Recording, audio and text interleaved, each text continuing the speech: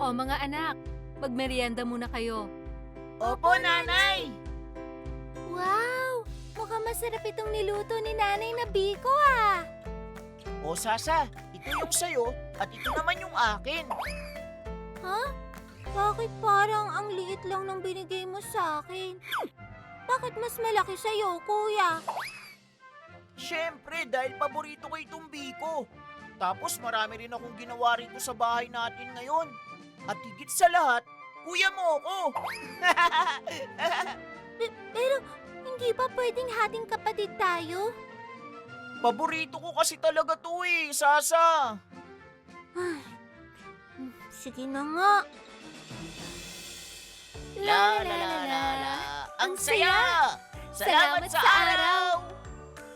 Ang saya ninyong tingnan. At mukhang hindi kayo nag-aaway-away. Oo, dahil lahat kami rito ay hati-hati sa biyaya ng lupa, sa sustansya at sa maraming bagay. Ako nga pala si Ses Kamatis. Para kaming magkakapatid dito. Sama-sama at nagtutulungan. Hello! Ako pala si Dino Pipino. Para magkapatid? Anong sikreto nyo para hindi mag-away? Ang sikreto namin ay Intercropping!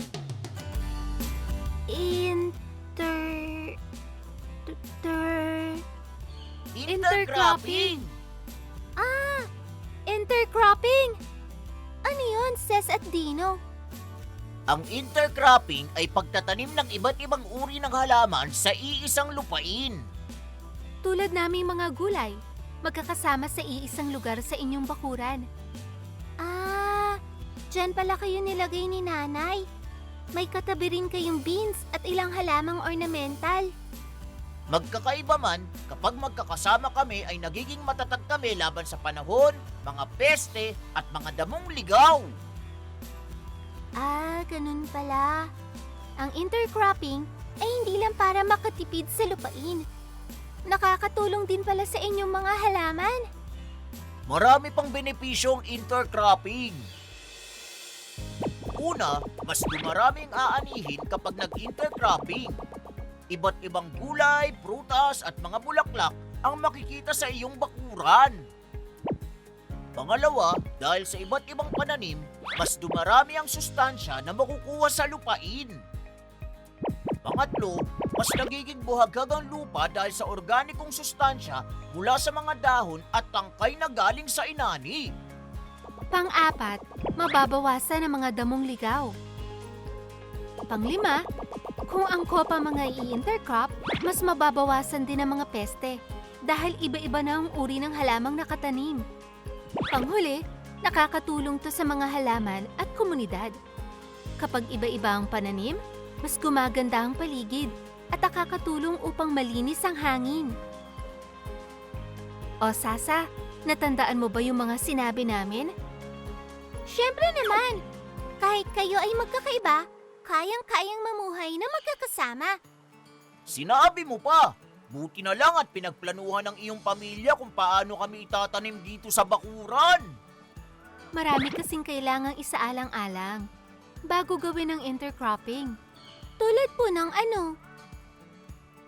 Dapat ang magkakasamang gulay o halaman ay hindi magkakompetensya sa araw, tubig at nutrisyon ng lupa. Tulad namin na isang kamatis at isang pipino. Dapat ang halamang magkasama ay akma sa panahon. Tandaan din, dapat magkaiba ang size ng halaman para masigurong hindi mag-agawan sa tubig at nutrisyon. May teknik din para hindi mag-agawan sa espasyo ang mga halaman. Ito ay ang tinatawag na intercropping systems. Halimbawa nito ay ang row intercropping kung saan magkakatabi ang mga halaman. Meron ding strip intercropping na mas pinalawak na rows ng mga halaman. May relay intercropping rin kung saan ang unang bahagi ay isang halaman at ang ikalawang bahagi ay ibang pananim naman.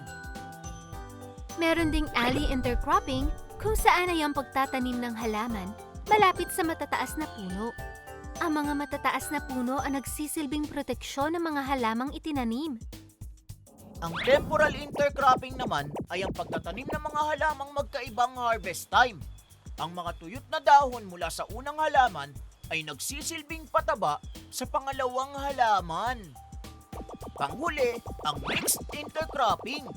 Ito ay mas advanced kung saan iba't ibang uri ng halaman ang itinatanim ng magkakasama. Wala itong rows na sinusunod pero ang mga pananim ay hina-harvest ng sabay-sabay. Ang galing naman ng intercropping systems.